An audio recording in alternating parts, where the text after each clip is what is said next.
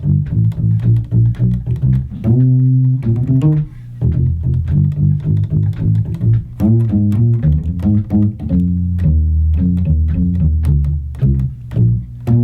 everyone, Anthony Fantano here, the internet's busiest music nerd, and it is time for another episode of Let's Argue, where I go on the internet, I accept your hot takes, your unpopular opinions, your tough questions too. I respond to the best ones. That's what it is. In this episode, I asked you guys for specific answers to a specific question. I wondered, what is the worst album cover of all time? That's what I wanted to know. Let's do it. Talking Heads 77. I like minimalist album covers, but this one makes me want to throw up. By the way, it's a good album. It's a pretty good album, but it is one of my least favorite Talking Heads album covers. I mean, maybe my least favorite, just because the color contrast is so god-awful. I absolutely hate it. And miraculously, like that green and red contrast, it's even worse in person. It's like someone pissing into your eyes. There's just like a hot, searing quality to looking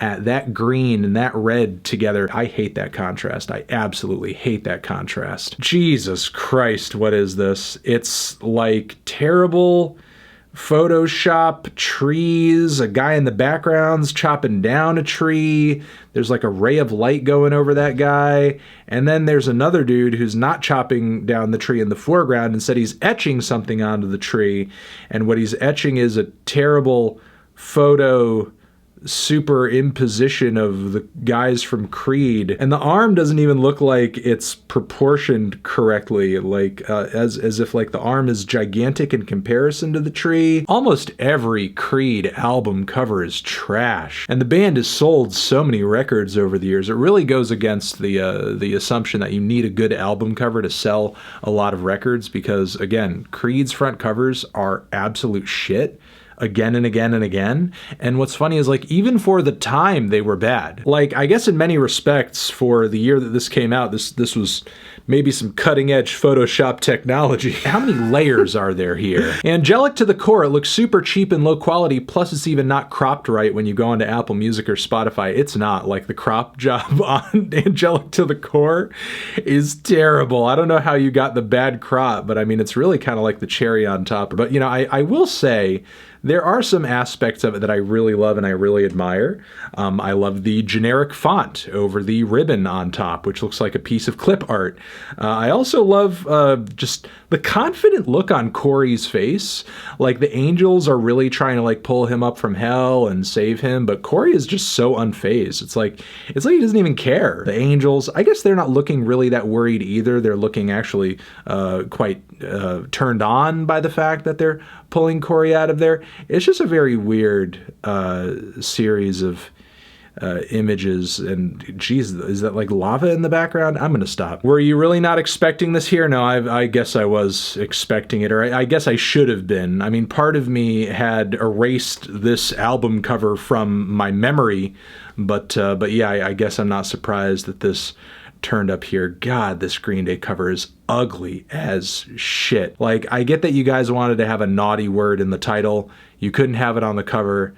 What are you gonna do? Oh, cover it with a puking unicorn. Yeah, that's a good idea. Dr. Dooom. First come, first serve. God, this is a lot. But you know what? A lot of photoshopped hip-hop album covers from back in the day, especially like in relation to Master P's record label, like kind of had this vibe going, and you know, it's an art form. It's certainly an aesthetic. It's a style. This one is at least funny. Dance of Death by Iron Maiden. God, Jesus, yes. That is easily one of the worst metal covers of all time, one of the worst album covers of all time in general.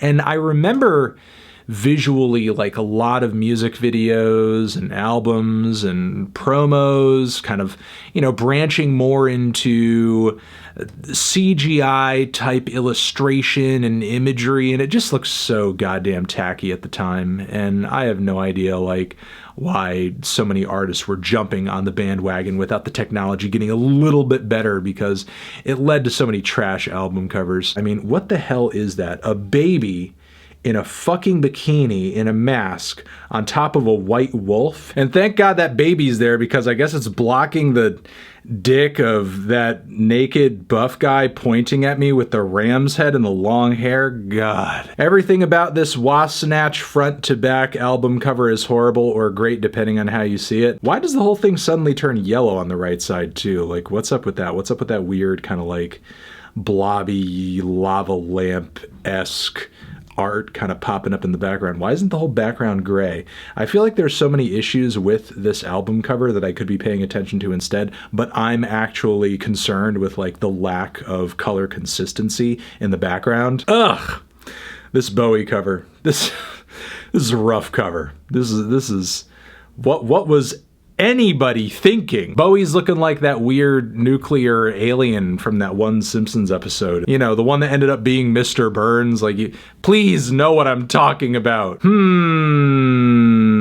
You know, the only thing I don't like about this Ariel Pink cover is the font. When the single art originally dropped for Round and Round, the font was not on there. The picture by itself I thought was fire, and I'm not even a furry. I mean, I think the lavender background is relaxing, and I think the pencil drawing is actually quite, like, detailed. I just think the drawing is funny and absurd. Mosquito by Yeah Yeah Yeahs. Yeah, Jesus Christ, yeah. This is really one of the ugliest album covers of all time. Not that Yeah Yeah Yeahs typically, like, hit it out of the park with their album art, but this is by far the worst. Like, the screaming baby, the shit on its face, the weird jar of green goo, the mosquito, which looks like it's about to, like, poke the baby in the ass, and just, like, all the bad CGI everything. Pretty sure I reviewed this one too, and I should have just, like, refused to do so based on principle. While bangers are stacked back to front, the font and the shitty gradients and the generic death metal art, it's just the epitome of shittiness. Yeah, I mean, I can't say I really hate the mural all that much on this album art.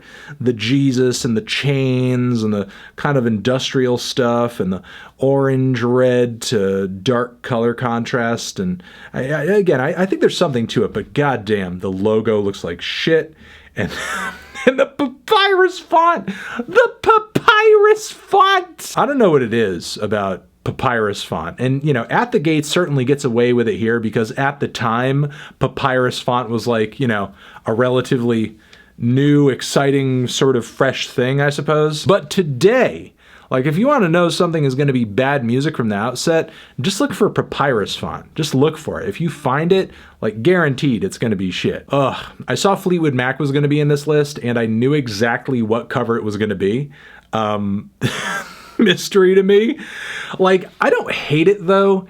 It's weird. It actually kind of reminds me of some, like, Terry Gilliam, Monty Python's Flying Circus, like, absurd illustration type stuff. Like, it is the weirdest looking gorilla and the cake frosting and the bite out of the book by the ocean. Okay. I mean, it's weird, but I wouldn't say it's like the worst thing I've ever seen. Which one's worse though? Someone with the Kieran J. Callanan Bravado cover where he is infamously peeing on himself, and then Lil Xan's Total Xanarchy. Easily it is the Little Xan, not only because he has the goofiest look on his goddamn face, but he's just being splashed with water. Like, no risk taken there. Nobody's peeing on the guy. Like, Kieran is like strong streaming, like up and potentially onto himself with the boldest look of confidence I think anyone could maintain in that scenario. For all of those reasons, this album cover will most likely be worse to everybody, but for me, they are pros. I never understood the point of this cover. Great album, but this cover is straight up outlandish. You know, it's funny, I think this is the first time I'm seeing this much of the porcelain frog. Most iterations of this cover I've seen in the past have had more of a close-up on the frog's face with some added art in the background, or even just, again, more of a close-up, more of a crop, a tighter crop. This is the first time I'm seeing like the tutu, the legs, the boobs. I suppose in a way it works because it sort of lightens the mood a little bit before going into an album like Amplifier Worship. In a way, I kind of find it to be similar to that One Earth cover with the car on it. Not a big fan of Radiohead's art for the bends. I'd rather not feel like the album is ejaculating onto me, no thank you. It's just like a grainy photo of a CPR dummy. I've never cared for this cover either. I think it looks like morbid in a way that seems like a little forced, I guess. And I'm not crazy about the bends either, so I suppose in a way it's fitting because the dummy looks like it's gone to sleep.